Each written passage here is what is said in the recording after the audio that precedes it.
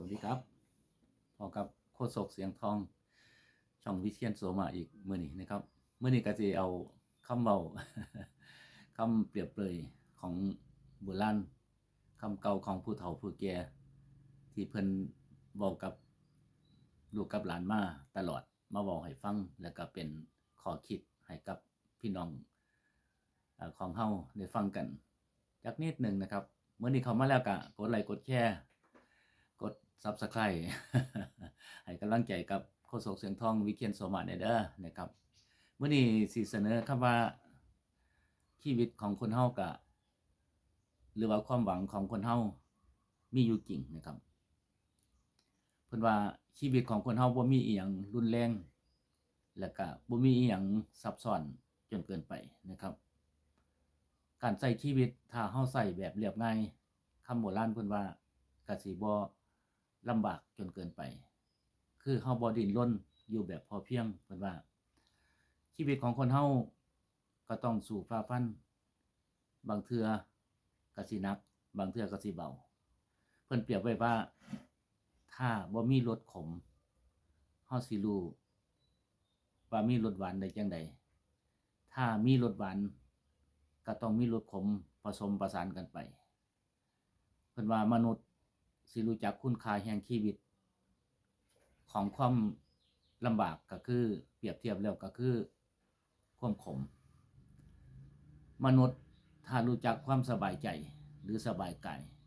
เพิ่นเปรียบเทียบแล้วว่ารสหวาน รสขมกับรสหวาน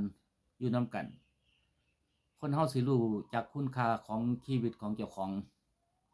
ก็คือเมื่อเจอวิกฤตและเจอสิ่งที่ดีๆในชีวิต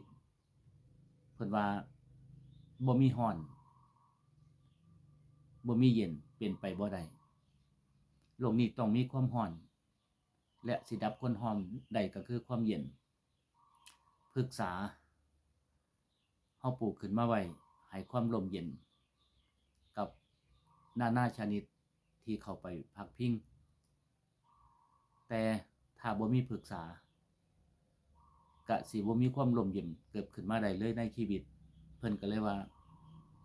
ความร้อนคู่กับความเย็นความขมคู่กับความหวานชีวิตบ่มีอิหยังแทรกซ้อนหลายเลยเพิ่นว่าจั่งซั้นนี่คือชีวิตและความหวังของคนเฮาจงมองตรงกันข้ามว่าถ้ามีขมแล้วเฮาก็ต้องหาหวานก็บอกง่ายๆว่ามื้อนี้ลำบากเฮาต้องหาความสุขมาใส่เจ้าของในอนาคต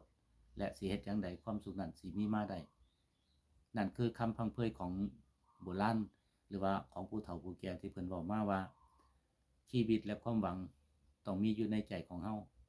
ก็ขอเป็นกำลังใจให้กับพี่น้องทุกท่านทุกคนที่กำลังฝ่าฟัน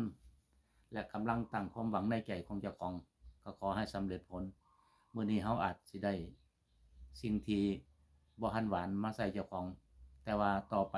อาจสิพบความหวานก็คือความสุขก็ขอให้เพื่อนๆจงมีความสุขทุกท่านทุกคนเข้ามาแล้วก็กดไลค์กดแชร์ให้สวัสดีครับ